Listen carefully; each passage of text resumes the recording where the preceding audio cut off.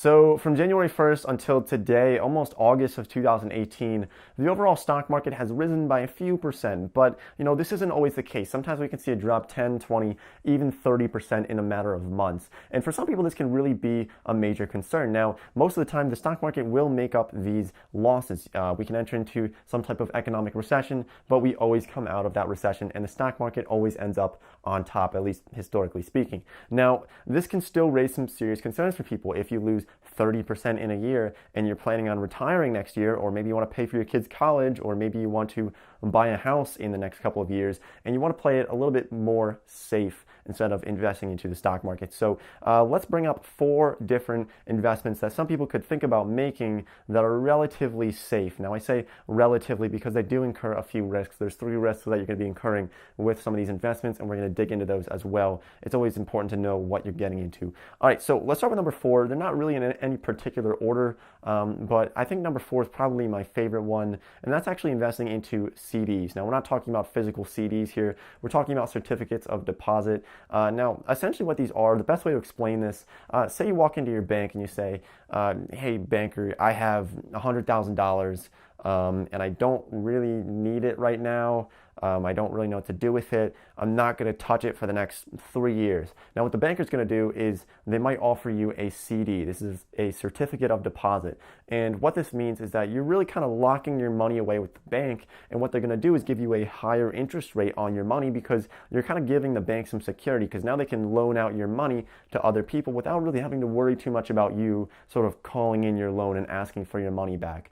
And so certificates of deposit, they're pretty straightforward. You can get them at your local bank. I noticed that my local bank now offers one. It's a 5-year, 3.4% annual yield on a CD. So what this means is every single year you'd be getting 3.4% per year on top of your money. So say you had $1 million in a CD, you get about $34,000 per year, but it'd be compounding on top of itself every single year. So by year number 5, you'd probably be making close to $40,000 a year just based off of this very, very safe interest. Now, why this is safe? Well, it's insured by the FDIC up to $250,000. So, if you had $1 million in one CD, maybe that wouldn't be entirely safe. But this can generally be a pretty good way of investing, because you can lock in interest rates. You don't have to worry about, is the stock going to drop 20% tomorrow? You don't really have to worry about that too much, because it's a locked in number. It's insured by the federal government. And it's relatively just a pretty safe route to go. This is great for a lot of people who are in retirement, who want to depend on a certain amount of income, and they want to know how much money they're going to have every month. This is a great route to go. All right, so let's dig into the next 3 here. Number 3, it's not so much of an investment, but it's just something that could really save you thousands of dollars over your life. And that's by just putting your money into a money market account or a money market fund. Now, there's a slight difference between money market accounts and money market funds. We're not going to get into that too much. Money market accounts are generally seen as a little bit better, generally more insured, a little bit more. And so what this is, it's essentially kind of like a bank account, except you're getting a higher interest rate on it. So the reasons behind this, let's not get into those. But money market accounts, generally speaking, right now at the moment, you can probably see them around 1.5% annual yields. Now, 1.5% doesn't seem like much money at all, but that's 1.5% more than you'd be getting if you just had your money sitting under your mattress or somewhere, hiding in your basement or something. So money market accounts, just look into them. They're probably better than your local bank. I know my local bank probably gives like 0.025% interest or something just ridiculous. So just look into money market accounts. They're usually pretty flexible. They are insured by the FDIC as well, but they're usually pretty flexible in terms of withdrawing and adding money. It's not like a CD where you're really locked into a certain amount of money for a certain period of time. That's what I really like about money market accounts. All right, so the next 2 here, let's take number 2, which is lending money to good old Uncle Sam. Now, what we're talking about here is the U.S. federal government, or actually any federal government for that matter. So what you can do is you can lend money to your government, and then they're going to pay you back over a certain designated period of time. Now, you probably hear a lot of people talking about the 10-year treasury. This is something sort of like how you hear people talking about, oh, the Dow dropped 200 points today, or the S&P went up 2% today. Well, the 10-year Treasury is sort of like that as well for the bond market. So people talk about the 10-year Treasury, and this is the U.S. federal government over 10 years, how much money they're going to give you essentially. And so right now, it's usually a tad bit under 3% at the moment. And so this means that every year for the next 10 years, you can get roughly about 3% per year by lending money to the U.S. government. But with all this potential money being made, there are some risks. There's really three risks that we really, really need to touch on, that you need to understand before you get into any of these investments. And the first risk is the one of default. So what's the risk of default for these different loans? Well, for the U.S. federal government, it's probably pretty low. It's probably very, very low. There's a really low chance that the federal government's not going to pay you back for your loan. I think we'd have some really serious problems. I know the U.S. federal government debt is upwards of $20 trillion. It's very high at the moment. But the default risk is still pretty low. I mean, it's a massive, massive entity or government, if you will. And so I wouldn't worry too much about default risk. Maybe far out, 30 years, maybe the default risk could be a little bit higher, and that's why you're going to see interest rates climb ever so slightly as you go into these longer periods of time. Like a 30-year loan is going to have a higher interest rate than a 5-year loan. Now, the other two risks are pretty important to understand as well, and that's the risk of inflation and the risk of interest rates rising. So inflation and interest rates, they kind of go hand in hand. They're pretty correlated in most cases. But if inflation rises to 5% and your government bonds netting you 3% per year, well, you're kind of losing money.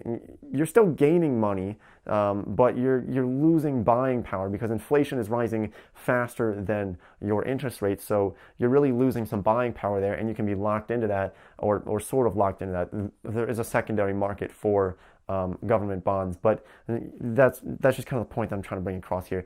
Okay, now the other one is rising interest rates. So say that government bonds rise to 10% in the next year, and now you can get a 10-year Treasury for 10%, but you bought yours last year at 3%. Well, now if you want to sell your 3% bond, it's going to be pretty devalued. You're not going to get nearly as much money for it, because why would somebody buy your government bond at 3% per year when somebody could buy a brand new nice one at 10% per year? So that's kind of the reason for this, and that's why it could really create some issues there going forward. So those are the three risks that you want to be aware of, and that goes for the next one as well, which is number one, which we're going to talk about here, which is corporate bonds and municipal bonds. Now, municipal bonds are sort of like government bonds, but just kind of smaller. So these are usually states who are issuing this, like the state of Ohio, the state of California, Puerto Rico, for example. We're going to talk about Puerto Rico in like 30 seconds here. But we can also talk about corporate bonds. So corporate bonds like Apple, for example, could issue bonds, and you could lend Apple money, or Google or Microsoft, and you can lend these companies money, and they're going to pay you back over time. Now, with this, you're going to see, I'm just going to throw up a chart here for you. You're going to see that corporate bonds and municipal bonds even can possibly net you a little bit more money, or at least have the potential to net you a little bit more money, a higher interest rate. But it's really important to understand that as these interest rates are going up, there's also more risk that's going up as well. So the reason for this is because these are smaller entities, these are smaller governments, these are smaller municipalities, and so they're going to be a little bit more risky. What's more likely to fail, the city of Philadelphia or the U.S. government? Probably a city is more likely to fail than a full-sized government, at least in my mind. But you could also think about these different corporations. A smaller corporation could have the possibility of going bankrupt, going belly up. Now, just to give you one example of somebody who defaulted on these loans, you could look at Puerto Rico. I believe this happened.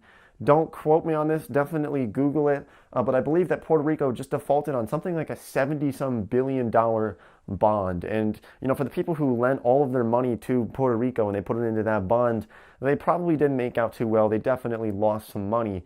But the best way to really combat this, as with the stock market, is to diversify within the bond market. So you could get a bunch of corporate bonds or a bunch of municipal bonds and really spread it out. So maybe 1 in 100 defaults or a couple in 100 defaults, but overall it's not going to really hurt you if you have 1,000 different corporate bonds spread out throughout this bond fund. And you can find those really through your stockbroker. You can get them on Robinhood, for example. You can find bond funds pretty easily. I know you can get them on Stash and even Acorn. So it's pretty easy to find these bond funds, and it's a very safe route to go. All right, that kind of wraps up this video. Thanks for watching. I really do appreciate you watching and liking and subscribing and all of that fun stuff. So I'll see you next time.